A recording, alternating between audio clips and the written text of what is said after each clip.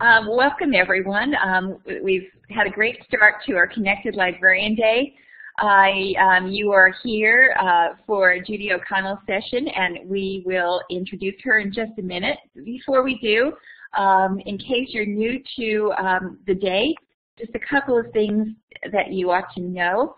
We're happy to be sponsored by Rutgers CISL, that is the Center for International Scholarship for School Libraries, as well as by Follett. And you should know also that the slides are moving slowly. Well, actually, you should also know that this is part of a larger event, which I think might be on the next slide. But for now, while you're entering the room, how about letting us know where you're coming from? You can grab the star on the little toolbox and paste it anywhere in the world, but we'd like to see where you really are from. And then you can also share in the chat box a little note or a more specific location if you like.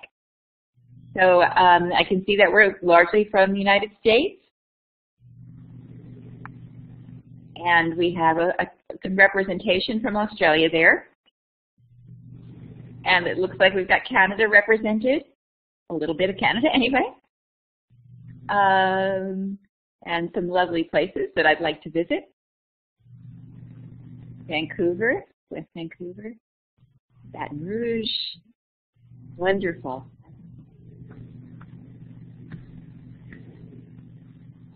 Hey, I guess the middle of the world is asleep right now. So and they'll be able to, of course, watch our archive. All of this is going to be archived. So welcome, everybody. And move into the next. One of the things we're trying to do today is to record our takeaways. Shannon Miller and I will be coming back at the end of the day and we'll talk about our takeaways on this Padlet. So if you'd like to, if you learned something wonderful or you want to add something to what you've learned, please double click on our Padlet and archive your thoughts or your takeaways. We'd love to be able to share some of those authentic responses with you at the end of our day. This is the slide I was talking about. Today is the beginning. It's the pre-conference of the larger event called Library 2.014. That'll be taking place on Wednesday and Thursday, all day and all night. It was founded by San Jose State University, who is also a major sponsor of the event. And I am looking forward to keynoting on Thursday. I hope that you guys will consider visiting my keynote on social capital on Thursday morning, 9 o'clock Eastern. We are very grateful to Mr. Steve Hargadon, who this is Connected Librarians Day, and he has done an awful lot to connect librarians. I think I got the slides mixed up. But our hosts for the event are Dr. Ross Todd, whose voice you'll be hearing in a minute, Shannon Miller, who has been popping in and out of sessions with me, asking questions and monitoring the chat, and we'll be closing together. Britton Follett, of course, from the Follett Company, and she'll be coming back and forth later as well. And the next slide. I wish I could speed these up. The next slide is Judy's, but before we do that, I just want to thank Steve Hargadon, who has been doing all the heavy lifting today in terms of the logistics, but who is also the man behind an awful lot of the connectedness that is going on around communities of practice, especially in the field of education. His Learning Revolution sponsors an awful lot of wonderful events that is pulling the worlds of education and librarianship together. So we're very grateful to him for his leadership. But today we are going to introduce my friend Judy O'Connell, who I've known for years. I met her at NEC in 2008, which is now called ISTE, and I've been reading her Hey Jude online blog for years. I am always inspired by her. She not only talks about what's happening next, but why we should care and why it's important and how it affects kids and learning.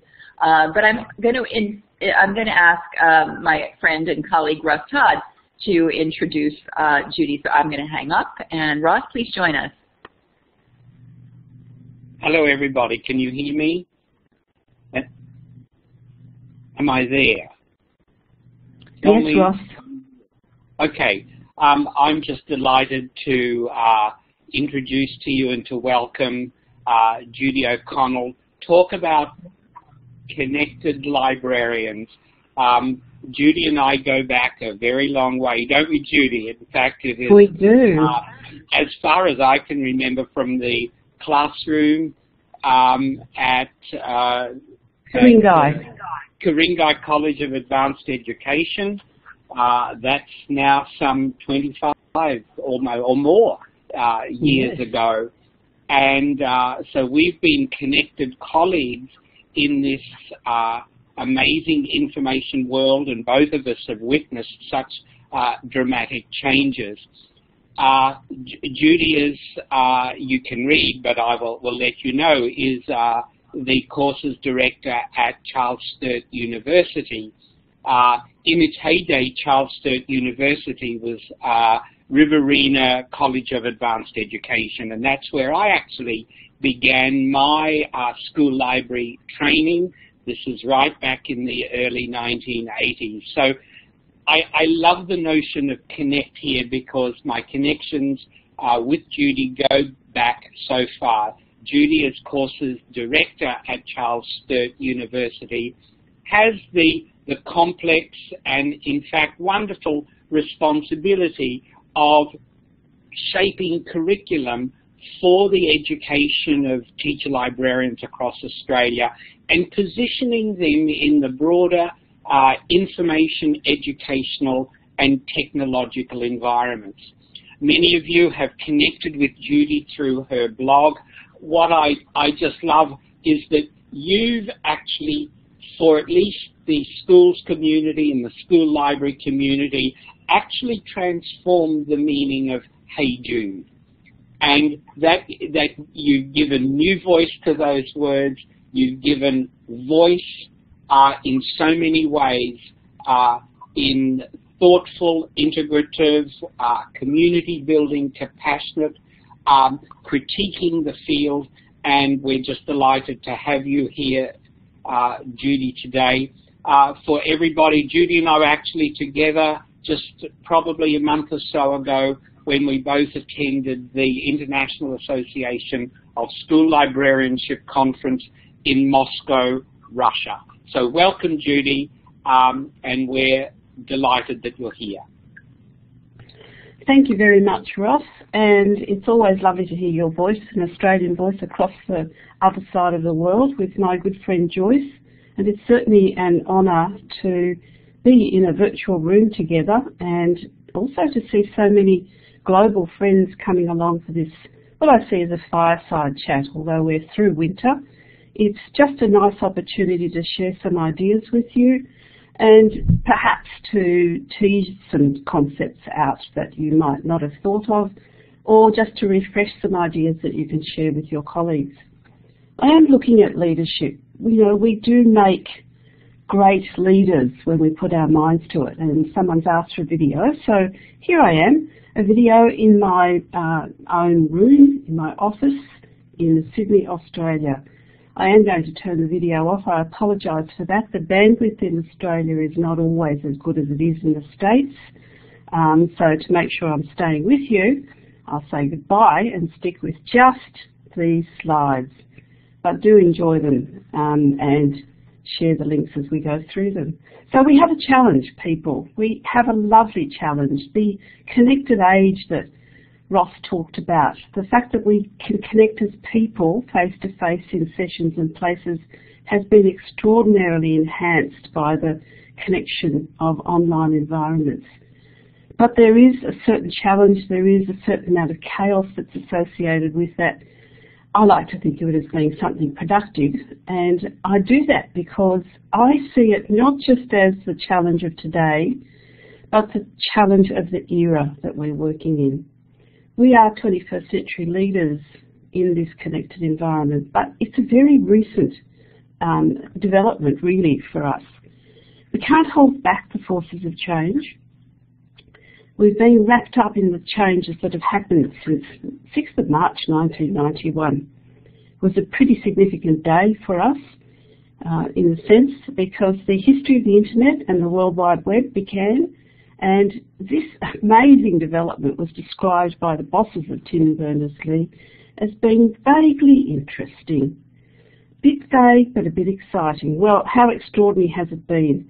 You can actually go online and find the original proposal and ponder, discuss with your students just how much things have changed. We're in a very changing era, we know this. We're looking at something that's as relevant as the shift, the major shift that took place with the printing press going to the books that we know and we loved, and that we have now transposed in many ways into other environments as well. It's the challenge of the internet. 25 years of innovation that has wrapped us up in some wonderful new learning opportunities in our schools and leadership opportunities for teacher librarians. We've been searching, we've been browsing it, we've been sharing on it. It's become the activity of hundreds of millions of people around the globe. In this decade that we're in now, we're still being challenged by the complexities of these forces of change. But this productive chaos gives us a lot to think about. So this year marks 25 years of the internet, the web. And the overall verdict, there are any number of verdicts out there, but you can certainly visit the Pew verdict, and in general society considers that this has been an especially good development for us. It's lovely to share graphics. There are any number of tables. I love to visit this website, which actually, unfortunately, on the slides are a bit hard to read. Steve may be able to extract them and put them in. Thank you, Steve, very much. You can pop over to this and just actually see in the space of some seconds and minutes exactly what's happening in this thriving online environment. You know, I vividly recall that very first couple of days when YouTube arrived. I vividly recall sitting in my system office playing with Twitter and my colleagues wondering what on earth this tool was and why on earth I would be looking at it.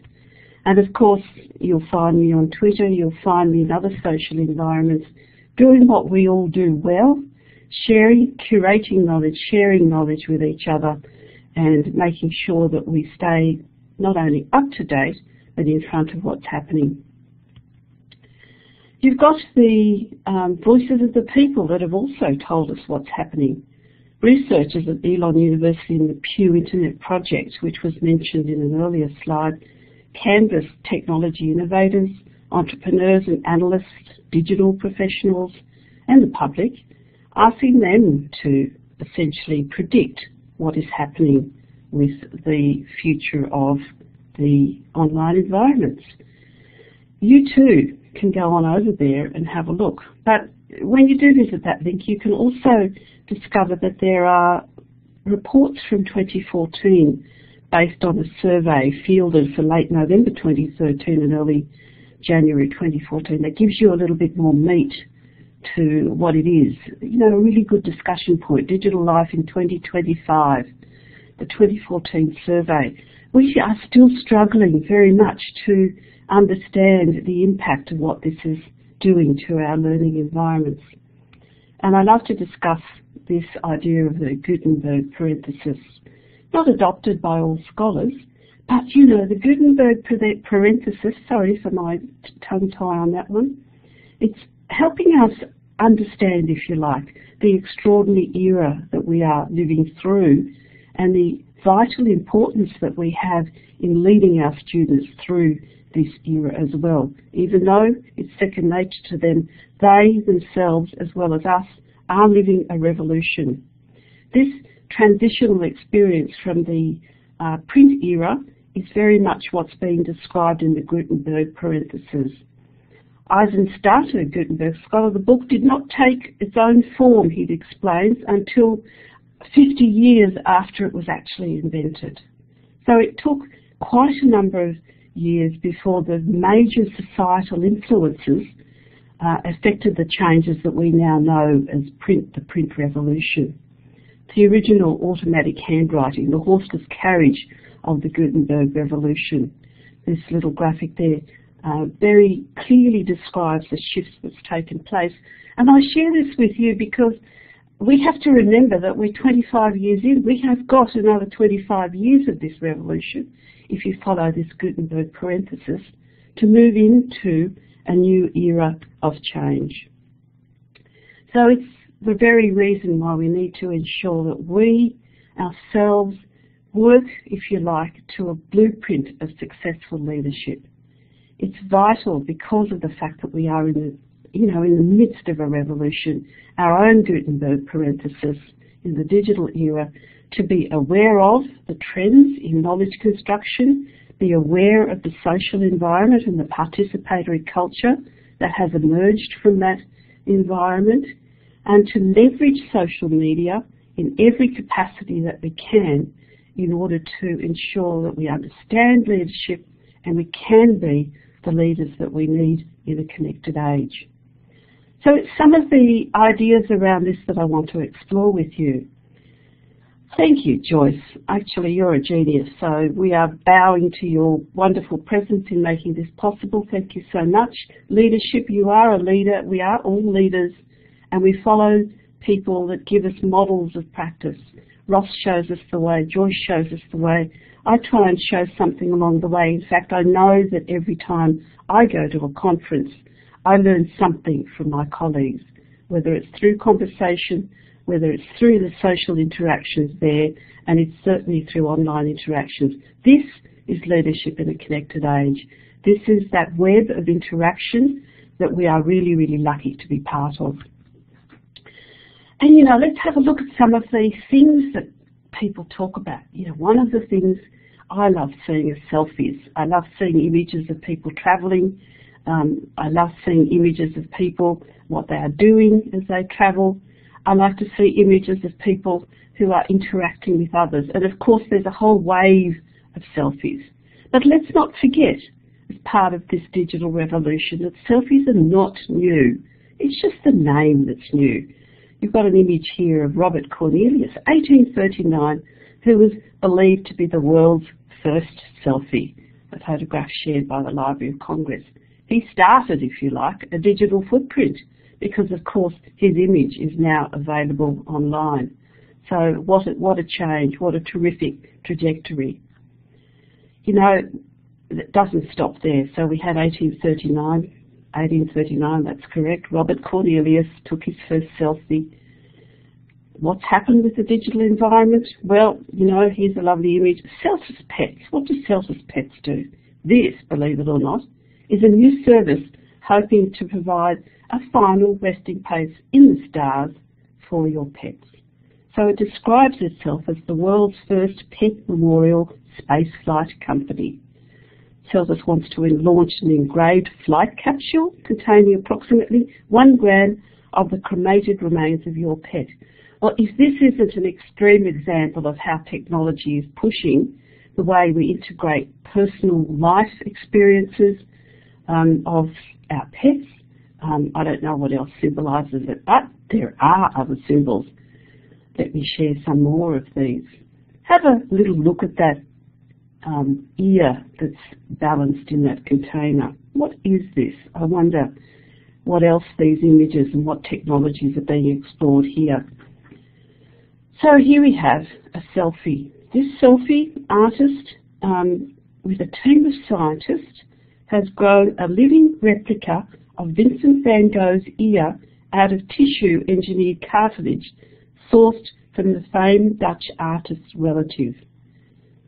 So this compromises natural genetic information about Van Gogh taken from the great-great-grandson of his brother Theo, as well as engineered components.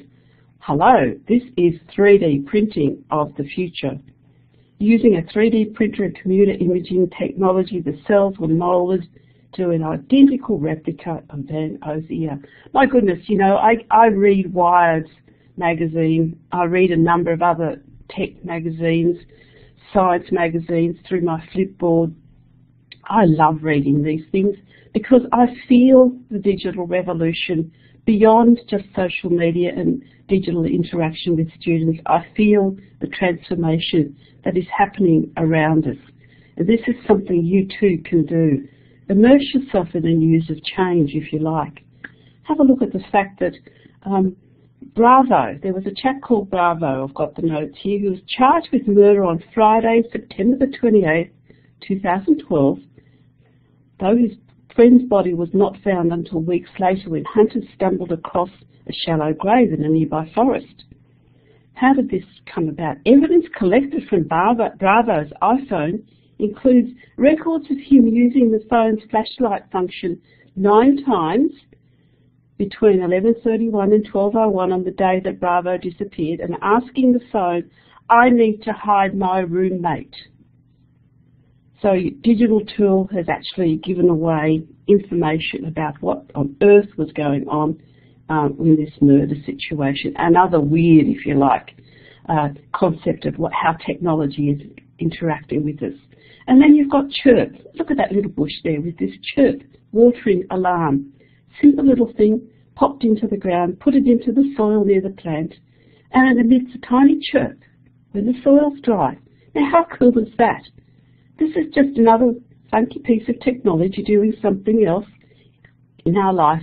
And I'm sure you all have some, and some of you may own some funky technology that does weird things. But it's just this change that's enveloping us as we go around things. The drone pilot who used his drone to locate an 82-year-old man after a 3-day search. He usually uses it for other fun things. But he decided to use his amateur bit of equipment to help find this old guy that was lost.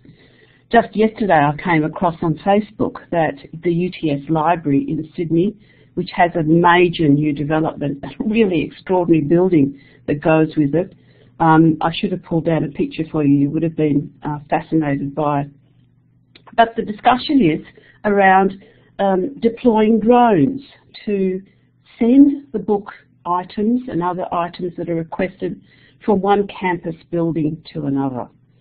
So yes, we have amazing technologies that are already being used in libraries where things are warehoused under the ground and the resources are delivered to the user all electronically, digitally so far. But the use of drones, not just by Amazon, considered by Amazon, but actually considered now by a library. There was also a report recently of a little ABO robot being used within libraries as an information location service. So do keep your eye on these developments. They are what will be shaping what we do with our technology. And it's about what we grow, but it's more than about what we grow. Here we've got an amazing hothouse technology that's growing 10,000 editors a day. To me, this is the best analogy of education. We have thousands of students, if not millions of students around the world. And in a sense, the technology that we are deploying can be a productive hothouse of growth, or it can be quite the opposite, where things fail. So this is our challenge. Yes, okay, so you have an audio lag, Steve. Yes, we're almost there, I think, but we'll just wait when we get to that need for the slide. So here's our challenge. Connected learning, leadership, connections, embracing change, certainly welcoming innovation. And when I say welcoming innovation, I don't just mean welcoming the innovation within your school, but I mean welcoming the innovation that is the changes in society, that are the changes in society, that is the extraordinary tools that we can use, that represent the real challenges of the connected future as we move through, if you like, the next 25 years of our own digital Gutenberg parenthesis. And so we do have a YouTube video here, if you could launch that now, Steve. Now, Steve, that's it. Yes, it is, Peggy. Okay. Very difficult. The way this will work is I'm going to put 25 years. So I'm putting the link in the chat, but I'm going to start a web tour. If the web tour doesn't start for you, please use the link in the chat.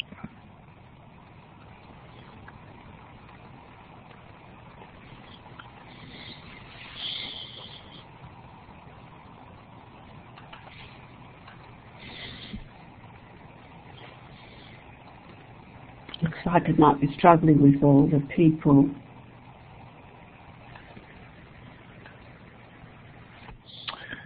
It gave me a bad link. Hang on one second.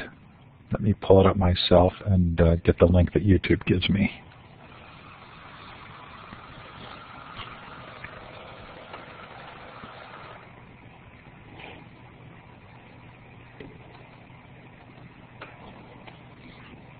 It's working fine in your browser, Peggy? Okay. So, yeah, given that it appears to be working in the browser but not in the web tour, go ahead and click on that link, folks, in the chat, and it should pull up in your own browser.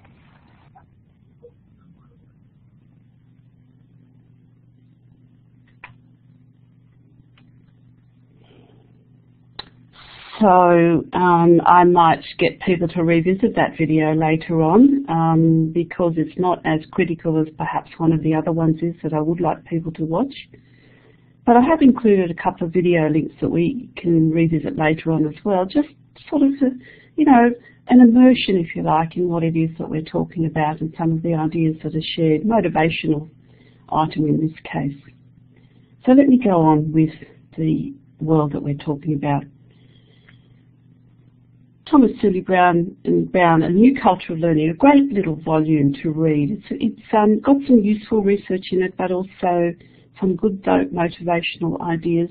One of the things that I like about some of the discussion that is happening is that discussion of information as absorption of cultural and social processes, of engaging with the constantly changing world for us. This epitomises the leadership challenge for me.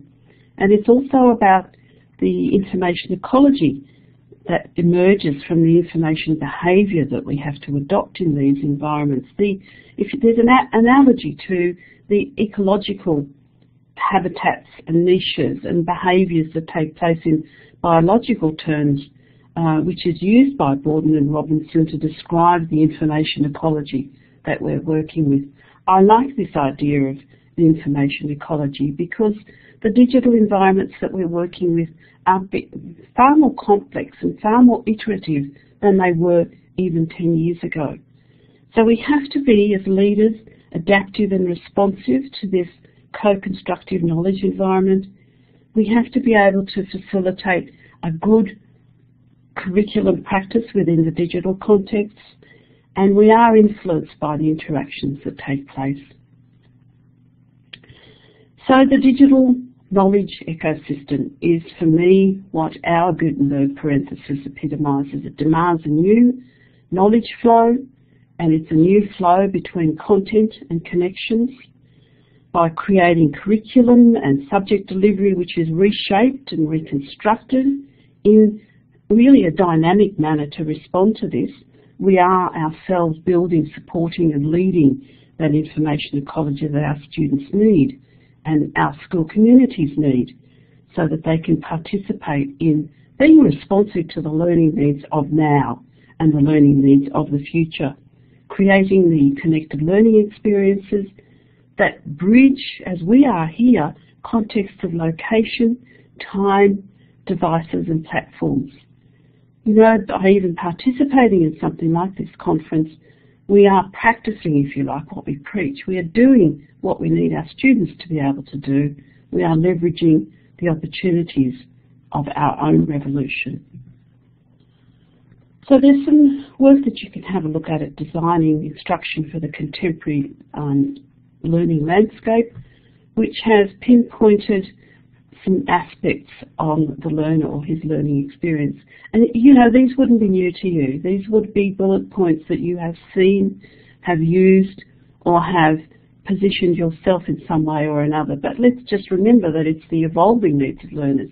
It's not content, it's not syllabus, it's not state mandates, but it's the evolving needs of learners that are our mission.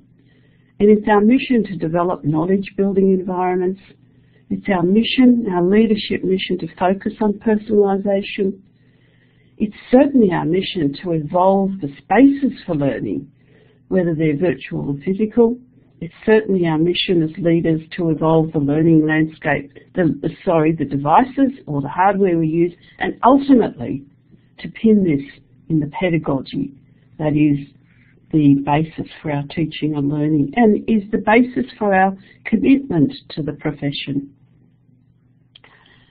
A great resource to share with your school leadership teams and also for you as part of your vision planning for your schools is the Future Work Skills 2020 document.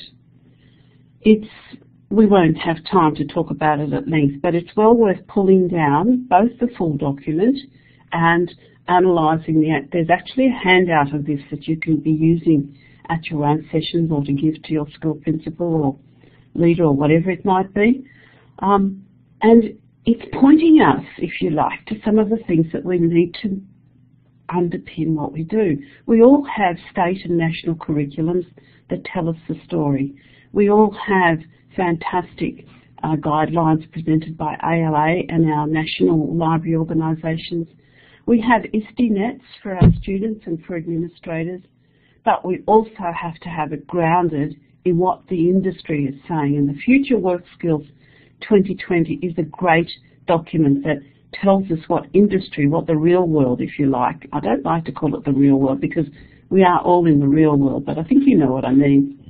And it's this whole thing of transliteracy, the computational world, and the best one here, the new media ecology and the globally connected world. There are all these drivers that need to underpin the baseline of what it is that we do.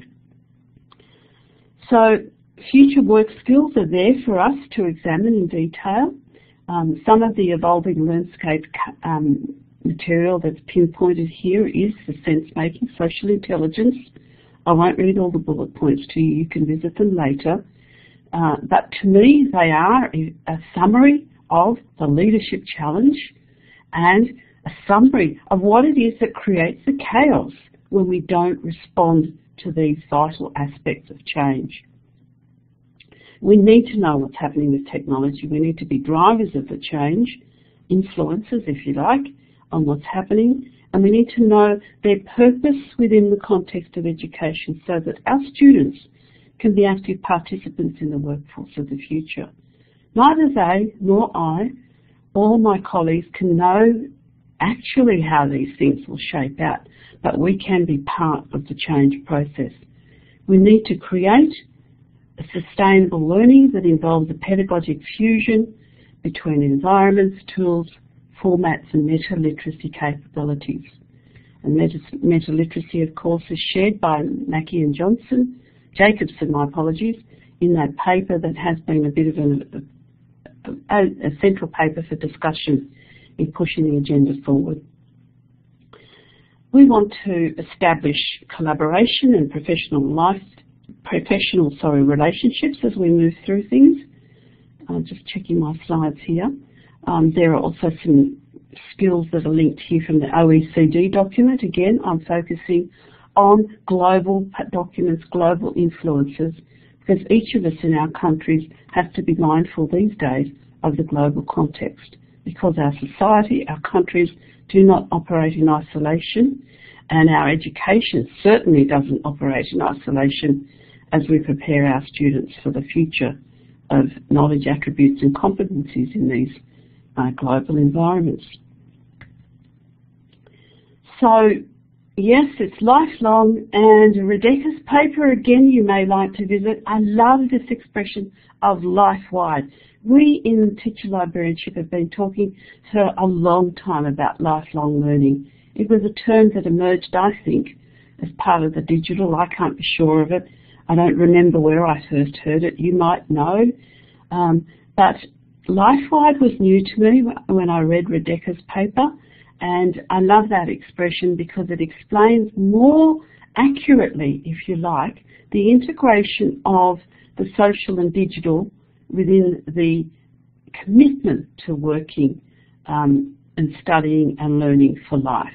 So it's using the variety of tools at our disposal, and more particularly, the mindsets. And why? Because the evidence is that technology and social media platforms, you know this, are driving an unprecedented reorganisation of the learning environment. That image at the back is a train that's charging along. You know, life wasn't as fast and as busy as it has become. I don't see that as a problem. I see that as exciting. Our kids don't see it as a problem. For them, it is life. So we probably need to be accepting of this now. We know that it's the reality, and we need to go with curriculum innovation that allows this to happen.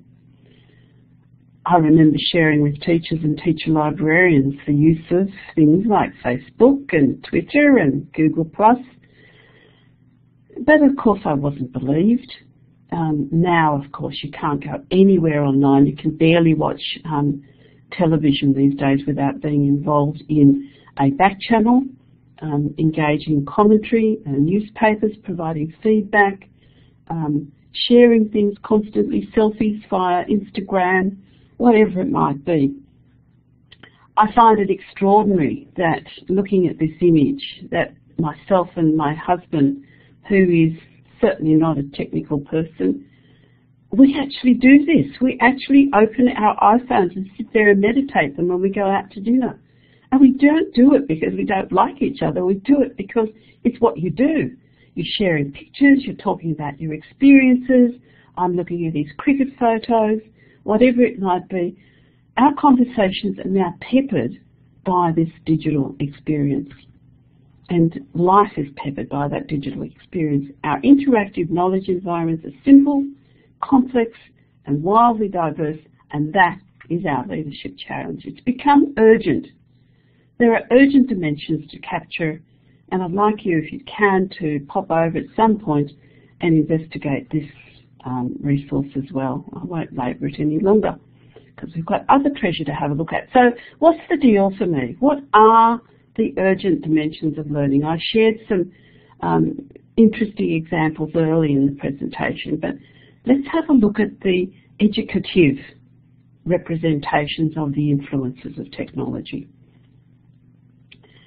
And I said we need to find, fold, bend, shape, and make for learning. What on earth did I mean by that? I think some of you will have guessed, but let's have a look anyway. So the bibliographic paradigm, the books at the heart of our passion, we're not letting go of that. But we are adding a variety of education experiences, and we are certainly very aware of building reading and information seeking in different ways in a connected world. You know, Joyce's work that she has done for years through her various LibGuides has been a great resource for teacher librarians in keeping this agenda moving. Thank you for that, Joyce. Gaming is something that has taken a real influence, but I love to share this example. If you haven't yet come across this, the folded example. What can our guys do when we connect them with each other and use the tools that inspire them? How about this folded examples? Gamers were able to build a protein folding game called Folded, which helped them unlock the structure of an AIDS-related enzyme that a scientific community had been unable to unlock for a decade.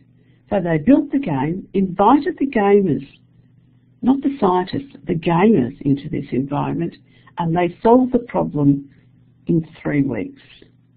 Now that is what I think education and digital tools is really cool transposition.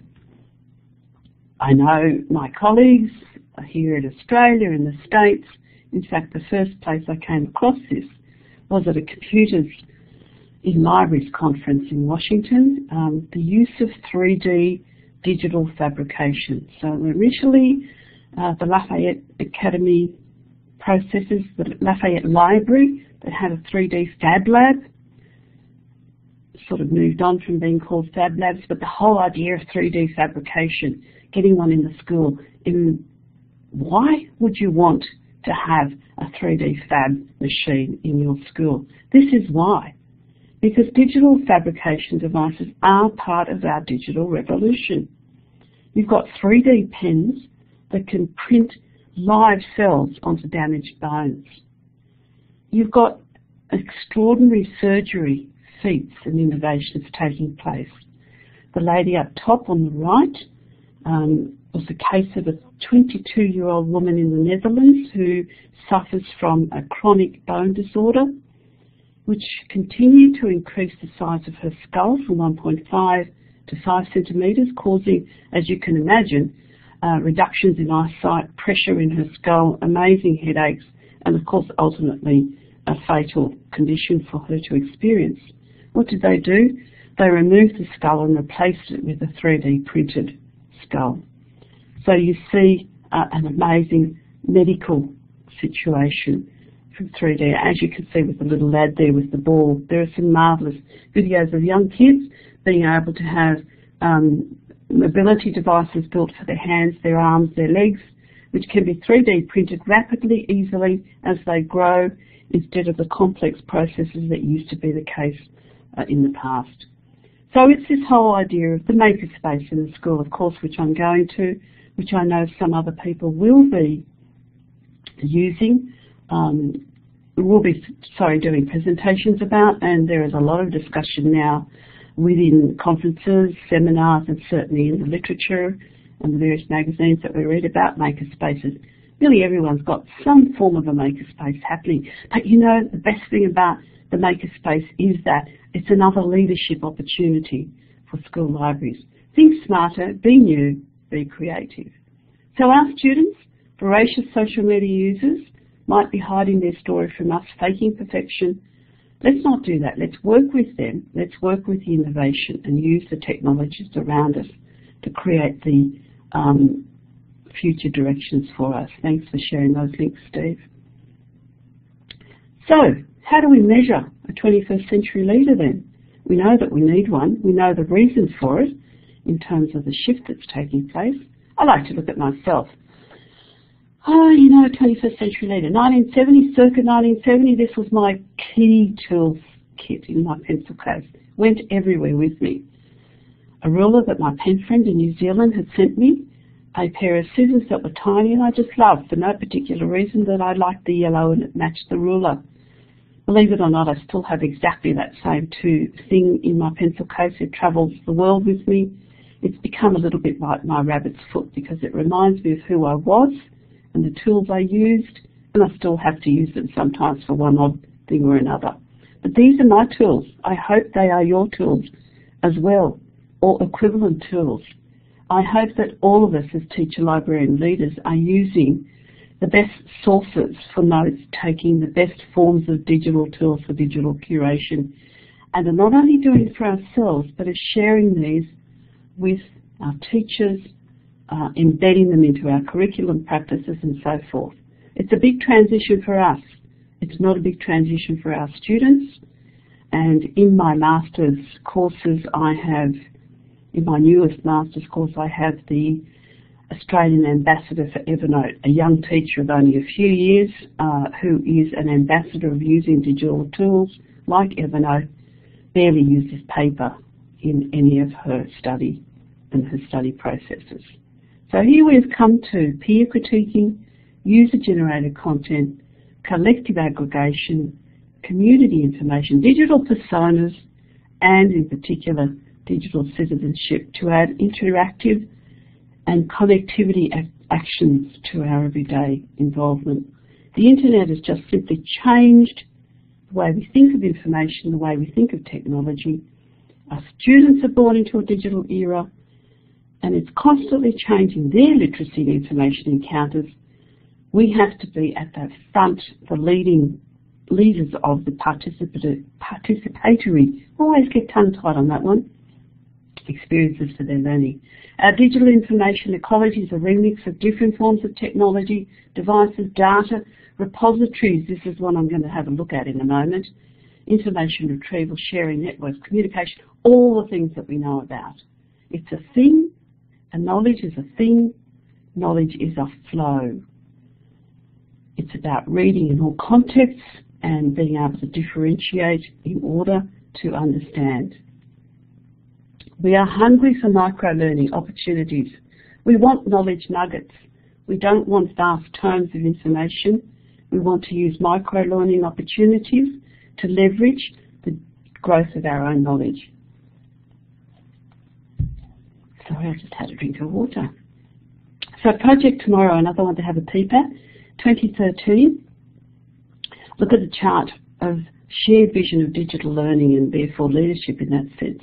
Who's at the front of that? Rather, not surprisingly to us, I suppose, but it may be a surprise to some of your teachers that it's the students whose voice is the strongest and the most innovative. So yes, great resource also to go and visit and to pull out some key facts that you can use in the next report or presentation or request for funding. This is the name of the game. We're going to be leaders, regardless of the challenges and chaos we're in. Don't, of course, forget the K-12 Horizon Project reports. Oh, there are some wicked challenges in there, and they will keep you inspired and up to date with the things that you need to do. I'm part of that every year, and I'm just aghast at how much change has happened since 2000. Aghast is the wrong word. I love the change, but I'm amazed at the changes that have happened in that time in terms of technology adoption, and the importance I've highlighted there. Complex thinking and communication are really important ones for school libraries and teacher librarians. So it is for leadership in a connected age. There are many things that you can try to keep yourself up to date, and you'll find many in this conference in the next couple of days and today already, and you'll find them in your local conferences and your professional literature.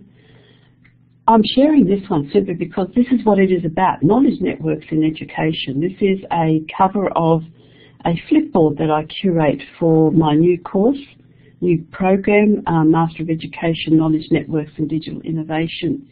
To me, it's an automatic way of using these tools to make professional learning an active experience within our schools and within our workplaces.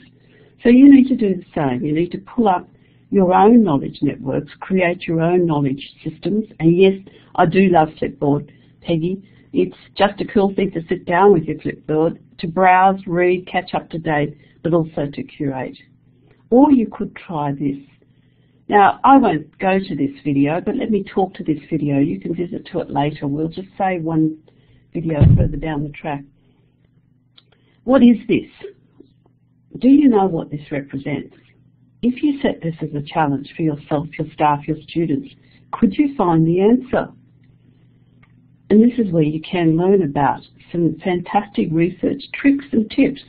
It's not just about using all the creative tools, but it's about using the digital environment to provide the creative challenges to make people understand that it's not just Googling, but there are other things to do. So how long would it take you to find out who this or what this was? So the video before shows you this little image in the streets of Chicago, I think it was, and it has popped up around the world. It's a story of the stick man, and what a cool challenge to set. How long does it take you or your class or your teacher to find the answer to this puzzle? How many other puzzles can you do to search for things? And this research blog is just a lovely site. It's a wonderful site to find challenges and to keep up to date with the changing environment of search and research. Or you could try something else as well. You could try the Pixar challenge. You know, these are a little bit different to our old style challenges. What if all the Pixar movies were part of the same timeline? This is the Pixar theory. Set that challenge. Can people find the answer to that? So this is an article that you can read and have a look at the truth or not truth. I personally haven't done this challenge, but I'm fascinated by it because it's leveraging media interests of kids, it's leveraging research practice, and it makes it a really authentic way of investigation for students. Or you could try sharing the wealth of resources. This is our reading list, a collection of books, not a reading list, a collection of books in my first subjects, concepts and practices in the digital age. And my challenge to educators is to investigate the popular, what I see as the popular media promoted books about our age, and being able to discern the difference between those that are just a book of words and those that are based on scholarship in a digital age. Yes, Dana Boyd's book is fab, and you can get it as a free download. But this is the challenge. Unless we've really investigated these things, these resources, understood the research practices, engage in our own evidence-based practice, we are actually in danger of being swamped by something that sounds fantastic. So it's our job as connected leaders to be able to differentiate and then make sure that we transfer that knowledge and skill to our audience, onto our students, our school community.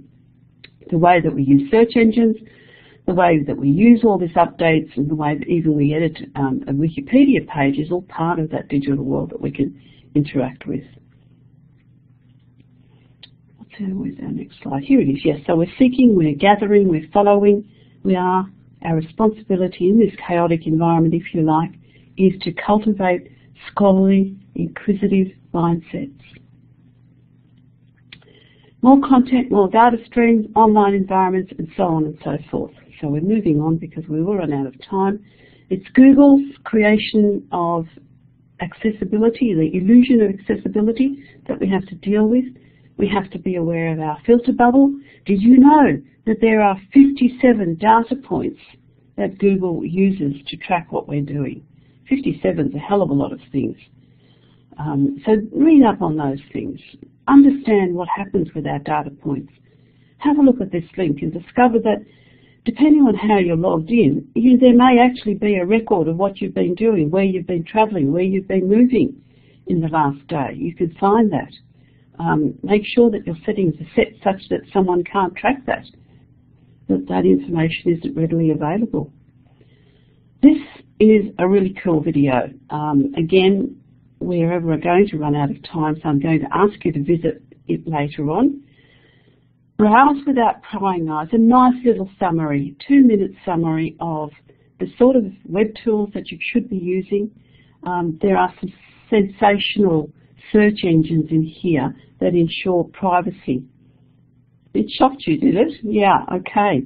The Google thing, yes. And if you haven't watched, Stephen, if you haven't watched this video, this for me is one of the best videos, summary videos, that you can easily show your staff as a discussion point without giving them a long, boring discussion, if you like, or a presentation around why it's important to watch your privacy and so forth. Chuck this video up in front of them. Have a good look at it. You'll love it. So it's this whole, BAM, I like this. The next big thing. What is the next big thing? It is Web3. We're stuck in it. We've come from the first microchip, handmade in 1958, to the backstory of the digital revolution, which is a great example of how things are not as smooth as we think they are at all times. For example, the lost collection of Andy Warhol art was recovered on 30-year-old Amiga floppy disks, and it took quite a while to actually be able to access that beautiful stuff because there wasn't any equipment around to be able to decipher it. An even better story to tell is the Doomsday Reloaded. Visit the story at bbc.co.uk. 900 years after the William the Conqueror's original Doomsday book, the BBC published the Doomsday Project, and the project was the most ambitious attempt to capture the essence of the life in the UK. So over 1 million people contributed to that. And so what happened after that, of course, is that it became unreadable. Technology had changed, and it's around this technology, the digital environment, that we have discussion of the digital dark age. It's a sobering thought that the Doomsday Book from William the Conqueror, 1,086 pages of it, stretched sheepskin, has lasted more than 900 years, but the latter-day Doomsday Project, the digital project, died in less than 20 years, and it took quite an amount of work to recover that data and to be able to make it available again.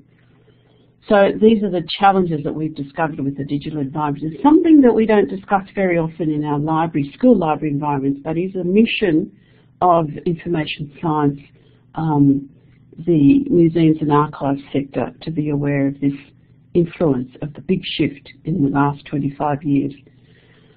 I love to give this example. This emerged just a couple of months ago, I recall, the WikiWand.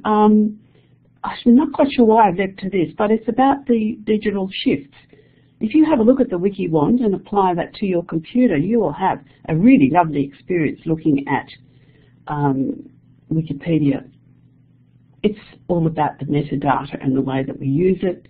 It's all about the knowledge, the semantics, the connections behind the knowledge that's important to us. Linked data is what it's all about. It's something, again, that is driving that digital revolution in the background for us. We've got the semantic writing processes. Now there's a whole lot of links that you can visit later on, but using this linked data process, Gapminder, and Hans Rosling's work on Gapminder, some lovely videos that explain how you can use this global data to provide representations of information, how you can use Google flu trends to track information, maybe they need one for Ebola, how you can use semantic search engines, which follows on from the video that you haven't watched yet, but you will be watching later on, how to explore public data, how to use Google Scholar, and I know that Joyce was always an early vanguard of making sure that our school students knew how to use Google Scholar, using online repositories such as in Australia, Trove, the National Library, Open Access Resources, Europeana in Europe. We're sharing online our cultural and history deposits, and they are possible because of the work of linked data, open data, and the curation processes that libraries and school libraries are becoming engaged with. So it's much more than just big data and cloud storage and content curation, but it's also becoming natives in the digital environment and ensuring that we understand the backstory of the digital environment so that our cloud storage processes remain, so that in 25 years' time, what has been created today remains on hand for our students or future learners to be available. It's the virtual, physical processes and the knowledge creation processes that underpin those changes. So your leadership context, your leadership puzzle, your leadership challenge, and your leadership chaos is the second 25 years of what might be our 50-year digital Gutenberg parenthesis that makes it absolutely critical that you're context-aware, access-aware, search-aware, and results-aware. How do you stack up? How are you tracking and pushing your own learning agenda? And how are you incorporating that deep knowledge, not just knowing how to use tools, not just curating, but your deep knowledge through research and staying engaged with what is happening in the digital environments in the broader community, making sure that they influence your leadership. New skills, knowledge, open access, global connections, and so forth. We have got a connected way of leading learning. We can draw on supporting learning in that new Web3 information ecology environment, and we can do so because we have a new way to bring people together. So this is really the end of the process, and I'm going to see, Steve, if you can stream this video, because it's the perfect summary and motivation and why I am passionate about all of us becoming connected leaders for today and for the future. Put the link in the chat, and I'm going to queue it up in the web tour. I'm going to double check to make sure everybody can hear me. So if you can hear me, if you would mind giving me a thumbs up or a yes.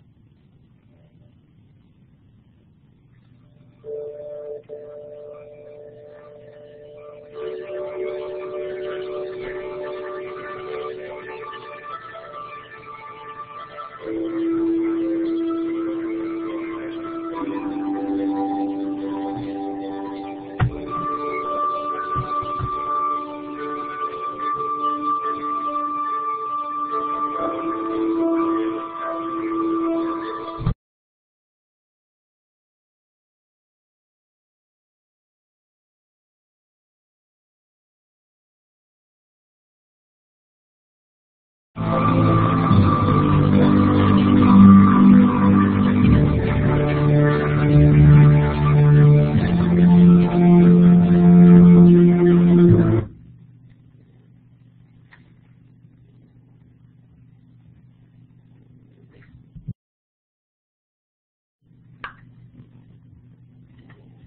not quite sure what happened there.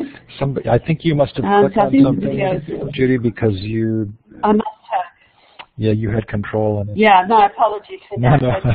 And it is a great video, so maybe it's too late to stream it again. But guys, do go back and visit that video. You'll love that. It would have been difficult to stream it anyway, but it's a lovely video that summarises and gives you a picture of the connectedness. So I want to say thank you very much. I do have another appointment to go to, but it's been an absolute delight and a pleasure to connect with you in this global setting. Thank you. Judy, I don't know if you were following the chat, but we've all been charged to think more deeply about our practice and our ability to lead. And I can't thank you enough for the inspiration that you shared here today. We'll be archiving this, and we'll capture your links. I've been trying to grab them on our Padlet's back channel. There is so much to explore and so much to learn. Thank you so much. We really are very grateful. Thank you very much, Joyce. It's been lovely. And good luck to everybody. Enjoy the rest of your learning. It's just so lovely to be able to connect. Do it easily from the armchair or from whatever venue you're at. And we will all be visiting. I'll certainly be visiting the other sessions and learning from, we learn together, we learn from each other. Thank you and goodbye. Bye-bye, Judy. Thank you. Bye-bye. And let's all join Michelle, who's going to be talking about flipped learning in the next room. You can grab this link, and I'll meet you there in a minute.